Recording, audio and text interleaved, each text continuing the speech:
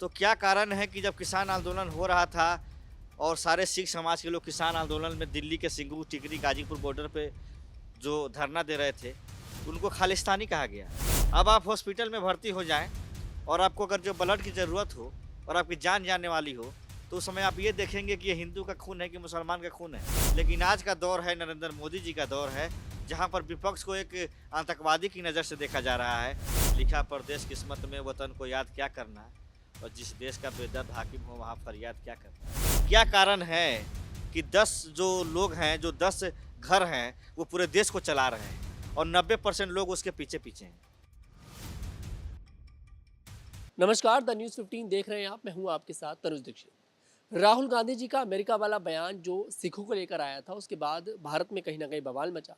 Bharatiya Janata party के नेता और दिल्ली से पूर्व विधायक का एक बयान सामने आया है कि जो हाल आपकी दादी का हुआ था, वही हाल आपका कर दिया जाएगा। उसके बाद आज दिल्ली में कांग्रेस की तरफ से एक बड़ा प्रोटेस्ट करा गया, जिसमें कहीं ना कहीं देखिए आगजनी भी देखने को मिली। और यहाँ पर जो प्रोटेस्ट था वाकई में जायज़ था, क्योंकि राहुल गांधी देखिए सिर्फ अब एक नेता नहीं है, पार्लियामेंट में वो नेता प्रतिपक्ष भी हैं। नेता प्रतिपक्ष को इस तरह से खुली धमकी देना कहीं ना कहीं वाकई में देखिए बहुत ज़्यादा गलत है। तमाम सवाल होंगे। हमारे साथ इस समय मौजूद हैं बिहार जनरल सेक्रेटरी से प्रभारी जितेंद्र यादव जी। बहुत बहुत स्वागत है सर आपका। सर, आज बड़ा प्रोटेस्ट यहाँ पर देखने को मिला, क्या क्या कारण यहाँ पर रहे और क्या क्या मांग अब बीजेपी से करी जा रही कांग्रेस? देखिए, सबसे पहली बात ये है कि आपके जितने भी जो है ना दर्शक हैं, हम उनको ये कहना चाहते हैं कि ये भारतवर्ष एक शांति का प्रतीक रहा है और भारतवर्ष में हमेशा मोहब्बत, शांति और सच्चाई की जीत हुई है। आपने देखा होगा कि ये देश वो है जहाँ पे एक तरफ अंग्रेज़ों की गोली हुआ करती थी और गांधी जी की बोली हुआ करती थी। तो गोली के सामने गांधी जी की बोली काम किया और अंग्रेज इस देश छोड़ के चले गए और आज हम आज़ाद मुल्क में रह रहे हैं।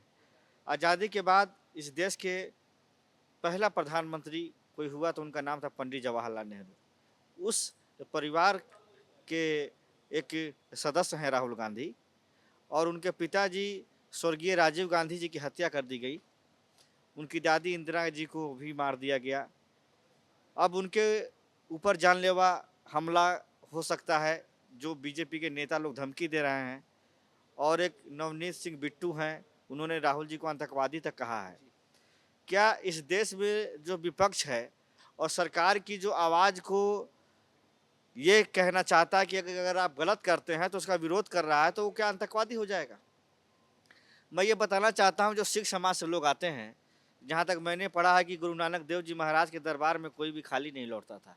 और आज भी आप देखिए गुरुद्वारों में जाएंगे तो आपको लंगर खिलाया जाएगा, ये नहीं पूछा जाएगा कि आप क्या जाति से हैं, क्या धर्म से हैं। वहाँ सबके लिए सम्मान एक बराबर है। तो क्या कारण है कि जब किसान आंदोलन हो रहा था और सारे सिख समाज के लोग किसान आंदोलन में दिल्ली के सिंगू, टिकरी, गाजीपुर बॉर्डर पे जो धरना दे रहे थे, उनको खालिस्तानी कहा गया, नक्सली कहा गया कि ये लोग आतंकवादी हैं, इनको फंड आ रहा है जो है ना अमेरिका से, जो है ना कनाडा से फंड आ रहा है। क्या उस समय जो है ना सिख समाज के लोगों का खून नहीं खौला? राहुल गांधी जी ने ये कहा कि भारतवर्ष में हो सकता है कि आने वाले समय में सिख समाज को कहा जाए कि आप पगड़ी मत रखो, आप जो है ना कड़े मत पहनो। जिस तरह से इस समय मुसलमानों के साथ हो रहा है कि भारत की सरकार कहती है कि उससे आप फल मत खरीदो। उत्तर प्रदेश में डबल इंजन की सरकार है। अभी आपने देखा होगा, जो है ना सावन का समय था, जो है ना कांवड़ यात्री चल रहे थे लेकर के। तो हिंदुस्तान में कल्चर रहा है कि हिंदू के त्यौहार में मुसलमान शरीक होते हैं और मुस्लिम के त्यौहार में हिंदू शरीक होते हैं, और सबका एक दूसरे से जुड़ाव है। अब जैसे मुझे अगर सेवइयाँ खरीदनी हो तो मैं किसी हिंदू भी दुकान से खरीद सकता हूँ। कोई ज़रूरी है कि मैं हिंदू ही जो है ना खरीदूँ, मेरा जहाँ दिल करेगा।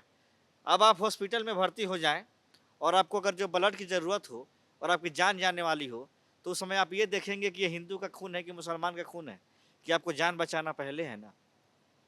इस देश को माननीय प्रधानमंत्री जी की सरकार ने नफरत में बांटने का काम किया और हमारे नेता राहुल गांधी जी ने उसको मोहब्बत में बांटने का काम किया।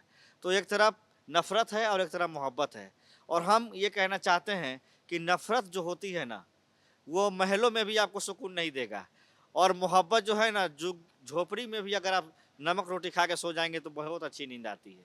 जी सर, इस समय देखिए राहुल गांधी जी की जो राजनीति है उसमें बदलाव तो आया, और इस बात को खुद बीजेपी नेता और अमेठी सीट से जो पूर्व सांसद हैं स्मृति ईरानी, उन्होंने भी कहा कि अब जो राहुल गांधी राजनीति कर रहे हैं ये हल्के में ना ले और ये कहीं ना कहीं आने वाले समय में भारी पड़ती नजर आएगी। तो क्या लगता है आपको, वाकई में अब बीजेपी पर ये भारी पड़ती नजर आने वाली है? हरियाणा में विधानसभा चुनाव भी है। देखिए, हरियाणा में, जम्मू कश्मीर में, झारखंड में, महाराष्ट्र में, बिहार में, आने दिल्ली में चुनाव होने जा रहे हैं। मैं ये कहना चाहता हूँ कि लोकतंत्र में जनता मालिक होती है। जनता ने माननीय प्रधानमंत्री जी को एक बार नहीं, दो बार नहीं, तीन तीन बार मौका दिया, और मैं इसके लिए जनता की तरफ से माननीय प्रधानमंत्री जी को बधाई देता हूँ, क्योंकि जनता ने उनको चुन के भेजा है। लेकिन इसका अहंकार नहीं होना चाहिए, इसका घमंड नहीं करना चाहिए। लोकतंत्र में अटल बिहारी वाजपेयी जी भी जो विपक्ष के नेता थे, और स्वर्गीय राजीव गांधी देश के प्रधानमंत्री थे। लेकिन जब उनकी तबीयत खराब हुई और उनको कैंसर का बीमारी था, जब ये बात राजीव जी को पता चली, तो उनको विदेश में जनेवा में बात रखने के लिए अटल जी को भेजा गया कि आप जाइए, अपनी बात भी रखिएगा देश की, और आपका इलाज भी हो जाएगा। तो ये लोकतंत्र की खूबसूरती हुआ करती थी। लेकिन आज दुर्भाग्य है कि जिस तरह से विपक्ष को दुश्मन की निगाह से देखा जाता है, और पहले की सरकारों में विपक्ष को एक हक और अधिकार और लोकतंत्र की, संविधान की बुनियाद की नज़र से देखा जाता था। लेकिन आज का दौर है, नरेंद्र मोदी जी का दौर है, जहां पर विपक्ष को एक आतंकवादी की नज़र से देखा जा रहा है, देशद्रोही की नज़र से देखा जा रहा है, और दुश्मन की नज़र से देखा जा रहा है। आपको जो लाल आँख पाकिस्तान को दिखाना चाहिए था, जिस तरह से जो है ना पुलवामा में अटैक हुआ, और जिस तरह से जो है पठानकोट में अटैक हुआ, और देश में पहली बार आईएसआई आकर के जांच कर रहा है, और बिरयानी हम उसे खिला रहे हैं, और मोदी जी पाकिस्तान बिरयानी खाने जा रहे हैं। इससे बड़ा जो है ना दुर्भाग्य क्या हो सकता है कि जो देश हम पे अटैक कर रहा हो, और उस देश की एजेंसी से हम जांच करवाएंगे, तो कभी चोर कहेगा कि मैंने चोरी की है? इसका कॉमन सेंस की बात है कि आप हम पे मार रहे हैं, और हम आपसे पूछे कि आपने मारा या नहीं, तो आप खुद कहेंगे कि मैंने नहीं मारा। तो जिस आतंकवादी द्वारा हमला किया जा रहा है पाकिस्तान द्वारा, और हम उसी से जांच करा रहे हैं, आईएसआई से, ऐसा हिंदुस्तान की आज़ादी में पहली बार हुआ, जो माननीय प्रधानमंत्री जी के सरकार में हुआ। और हम तो ये कहना चाहते हैं कि इस देश के लिए जीना और मरना अगर किसी को सीखना है, तो गांधी जी के परिवार से सीखना चाहिए, राहुल जी के, जिनकी दादी ने इस देश के लिए जान दे दी, जिनके अपने खास पिताजी ने देश के लिए कुर्बान हो गए। उस परिवार को आप आतंकवादी कहेंगे? किस मुंह से कह रहे हैं आप, जिसके पास एक अपना घर तक नहीं है? आनंद मोहन जो था, इलाहाबाद का आनंद भवन, वो भी दान कर दिया गया। राहुल जी जो है एक ऐसे नेता हैं जिनके पास कुछ नहीं है, बस जनता का प्यार ही तो है। जो कश्मीर से कन्याकुमारी तक 4000 किलोमीटर कौन नेता गया है आज के वक्त में, आप बता दीजिए? इतना बड़ा पद यात्रा कोई कर सकता है जी? इसके लिए हिम्मत चाहिए, और जनता से मिले, और जनता का प्यार और आशीर्वाद उनको मिला, और देखिए 50 से वो 99 पे पहुंच गए, और मोदी जी 300 से जो है ना 240 पे आ गए। तो इससे साफ जाहिर होता है कि जनता उनको अब नकार रही है। और मैं अक्सर कहना चाहूँगा आपके माध्यम से, जिस तरह का माहौल है कि इस दौर में इंसाफ का एहसास नहीं है, मिलता है उसे जाम जिसे प्यास नहीं है। मैं खुददार हूँ, इसीलिए एहसास तलब कर नहीं सकता, साकी ये समझता है मुझे प्यास नहीं है। देश का युवा, देश का किसान, देश का जवान, देश का पहलवान जो है, देश के प्रधानमंत्री से उम्मीद लगाए बैठा है कि कुछ करेंगे, लेकिन देश के प्रधानमंत्री जी कुछ कर नहीं रहे हैं। और मैं आखिर में एक शेर कहना चाहता हूँ कि लिखा परदेश किस्मत में, वतन को याद क्या करना, और जिस देश का बेदर्द हाकिम हो वहाँ फरियाद क्या करना। अब फरियाद भी किससे कर रहे हैं? जो आपके ऊपर जुल्म कर रहा है। तो इसीलिए माननीय प्रधानमंत्री जी से हम कहना चाहते हैं कि ये लोकतंत्र है, और आप कहते थे कि मैं एक चाय बेचने वाले का बेटा हूँ, एक गरीब माँ का बेटा हूँ। जनता ने आपको एक बार नहीं, दो बार नहीं, तीन तीन बार प्रधानमंत्री बनाया। 400 का सिलेंडर हम देते थे, आज आप 400 में दीजिए। 60 का डीजल देते थे, आप 60 रुपये में डीजल दीजिए। 16 लाख जो है ना करोड़ का कर्जा चंद पूंजीपति का माफ़ हो जाता है। लेकिन हम आप जो है ना किसान परिवार से आते हैं, मिडिल क्लास परिवार से आते हैं। हमारा अगर 10 रुपये अगर बैलेंस रह जाए तो लाइट काट दिया जाता है। घर से जो है एफआईआर हो जाता है कि आपने 10 रुपये जमा क्यों नहीं किया। और इतने बड़े बड़े पूंजीपति का अरबों खरबों रुपए लेके भाग जा रहा है आपकी सरकार में, लेकिन कुछ नहीं हो पा रहा है। तो ये सारी चीज़ें हैं, और यही काम होता है विपक्ष का कि आपके जो है आपसे जो सवाल करे कि आपने जो कहा था वो आपने किया क्यों नहीं। सालाना 2 करोड़ युवाओं को रोजगार, 15-15 लाख रुपए। और मैं एक चीज़ आपसे कहना चाहूँगा, आप भी गांव देहात से आते होंगे, हम भी गांव देहात से आते हैं। गरीब का बेटा जब स्कूल जाता है तो उसके हाथ में होता है कटोरा, और पीठ पे होता है बोरा, क्योंकि उस जो है ना कटोरा में एक वक्त का खिचड़ी मिलता है स्कूल में। वो माँ भेजती है कि जाओ बेटा, घर का खाना तो है नहीं, जाके खा लेना, पेट भर जाएगा। और एक तरफ अमीर का बेटा जाता है BMW मर्सिडीज से, और हाई फाई AC वाला स्कूल में बैठता है, और वो पढ़ता है ए से एप्पल, बी से बॉल, डी से डॉग।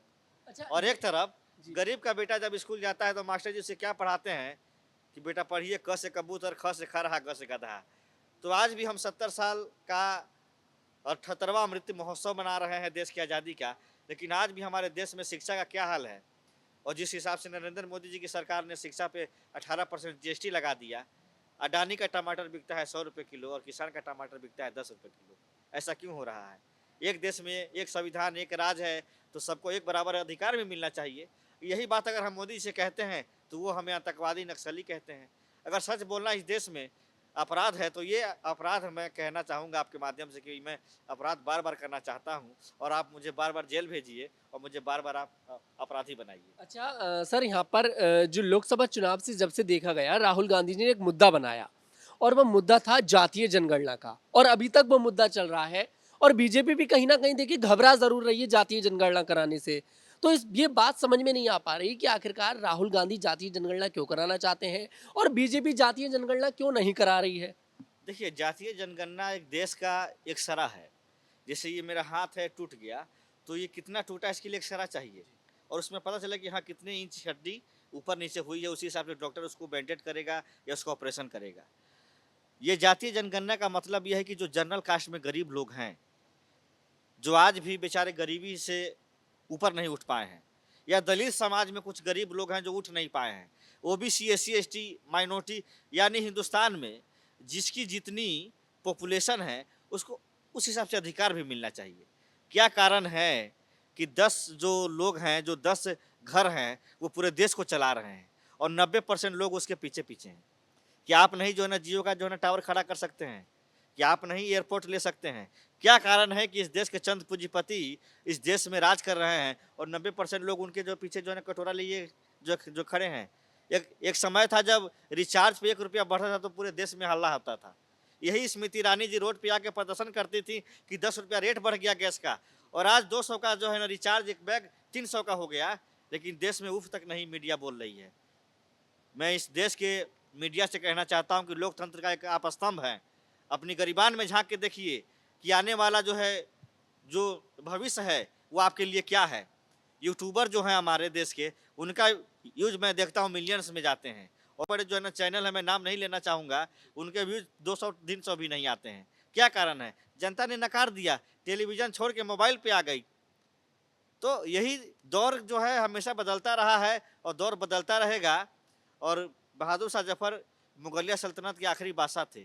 उन्होंने एक शेर लिखा था आखिरी समय में जब अंग्रेज उनको रंगून ले गए थे, लगता नहीं है दिल मेरा उजड़े दयार में, किसकी बनी है आल में न पायदार में, उम्रे दराज मांग कर लाए थे 4 दिन, 2 आरज़ू में कट गए 2 इंतजार में, कितना है बदनसीब जफ़र दफन के लिए, 2 गज ज़मीं भी न मिल सकी कुएं यार में, इन हसरतों से कह दो कहीं दूर जा बसें, इतनी जगह नहीं है दिल दागेदार में। तो बड़े-बड़े बादशाहों का ये जब देश और ये दुनिया नहीं हुआ, तो प्रधानमंत्री मोदी जी का होगा। जो है कल कोई और होगा, लेकिन इतिहास दोहराता है कि आप जो करके जाएँगे, वो आपको भोगना पड़ेगा। जी सर आखिरी सवाल यहाँ पर आपसे मैं लेना चाहूंगा हरियाणा में विधानसभा चुनाव है सरकार कितनी सीटों पर जीत दर्ज कर रही है। देखिए, जनता मालिक है हरियाणा की और मैं ये कहना चाहता हूँ आपके माध्यम से कि हरियाणा जवान, किसान और पहलवानों का राज्य रहा है और जिस हिसाब से साक्षी मलिक और विनेश जोना फोगाट के साथ इस भारत की सरकार ने दुर्व्यवहार किया, वो किसी से छुपा नहीं है। ब्रिजभूषण शरण सिंह खुश होते हैं और हँसते हैं कि अच्छा हुआ कि जो है ना विनेश फोगाट को मेडल नहीं मिला। तो आप समझिए कि सत्ता में बैठे लोग जब देश से जो है ना विरोधी बात करते हों, तो उनको गद्दार नहीं कहा जाएगा।